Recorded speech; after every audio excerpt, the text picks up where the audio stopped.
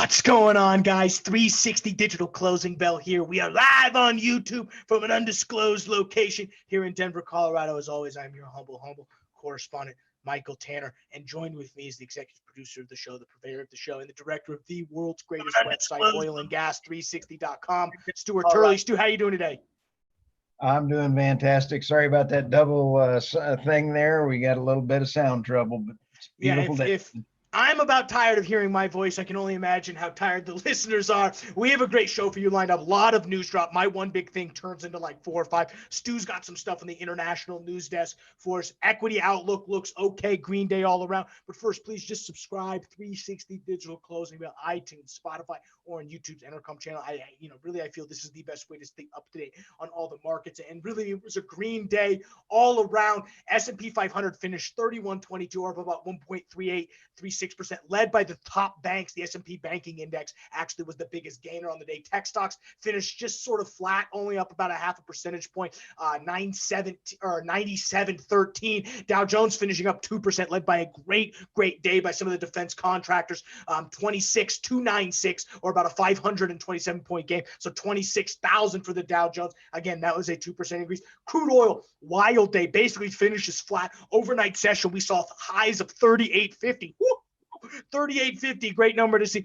Current drop open fell into the European Open. Pit opened at 7:30 Mountain Time, and we see a nice rip up in the market, currently settling pretty much flat, 36.18. Back into the curve for crude oil, 39.13. So we're about to crack $40 for the back end, which would be a great 12-month strip number. That's about 0.6 percentage points increase. Natural gas had itself a day about a 1.69% increase, up to $1.80 flat. So our 360 non-official official portfolio fund is making a little bit of cash now on our two long-term natural gas plays, which is nice. Back into the curve for 12-month strip on natural gas, $2.81, up about only 0.14%. So pretty much flat for the back end. XOP, which is our E&P securities ticker, up great today, 0.195% increase, a whole $1.08, up to 56.33. OIH, which is our oil field services contract, up 129.44. That's a $3.79 increase, or about 3% to the upside. When we look at equities overall, like I mentioned for E&P, we're up 1.95%. Our biggest losers, Ring Energy, down 4%, $1.12, ticker symbol REI.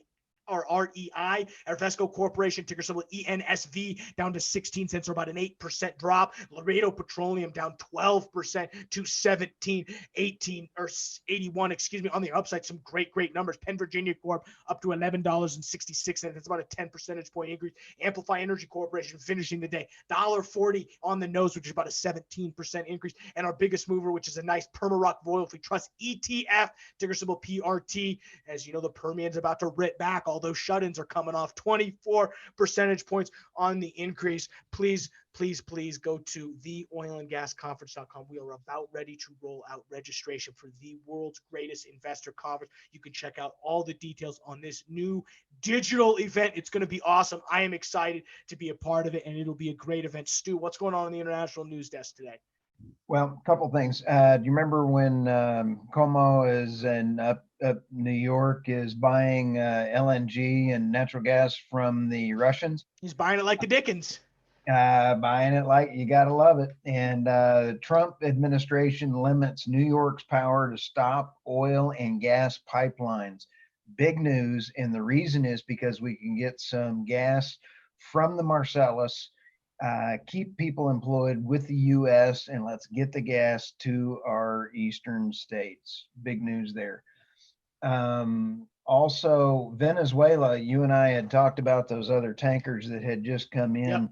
Yep. He just put out a thing saying he wants to get another big contract on refined gasoline coming in because Venezuela has no gas. Anyway, back to you. Well, then is what we could do an entire show, and I actually wrote a paper in college on the actual travesty that is the Venezuelan economy. There's a reason why people are fleeing the country, literally. So our heart goes out to anybody in Venezuela. Get out safe.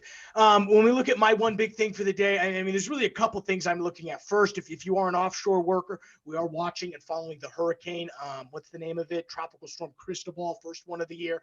Royal Shell, BP, Chevron, Exxon, and Murphy are all sort of taking precautions right now, but they're not evacuating any workers. So we will be monitoring that for you guys. Crude inventory today, great numbers, 2.1 million barrel decrease, utilization up 72%, which was a great number to see. Distillate demand, which was down only 500,000 barrels, but gasoline demand, 300,000 barrel increase to 7.5 million barrels per day, pushing crude stocks down 1.7 million barrels, and total domestic production down another 200,000 barrels to 11.2 million. And it's going to be very interesting to see domestic production continue to fall, because one of the biggest things we've been talking about is new drilling is involved with a lot of the new production that gets adds online due to the crazy decline in all of these shales. Well, I had an opportunity to go back. Concho Resources, there was a Bank of America Energy Credit Conference. Concho Resources, which is one of the biggest Midland players, specifically in the Permian Basin. They had a webcast this morning. It was 9 a.m. Eastern. So if you were up in Mountain Standard Time, crisp 7 a.m. I wasn't on it. Full disclosure, I watched the replay, but that's the beauty of my job. I can watch the replays. It was June 3rd this morning. And one of the craziest things I saw first is I was appalled by their hedge portfolio, and that was another Bank of America disaster. So we don't have to get into that. And you can check that out on the 360 Digital Closing Bell if you want a little more information on that. But they are planning on drilling 36 new wells, specifically talking about Wolf.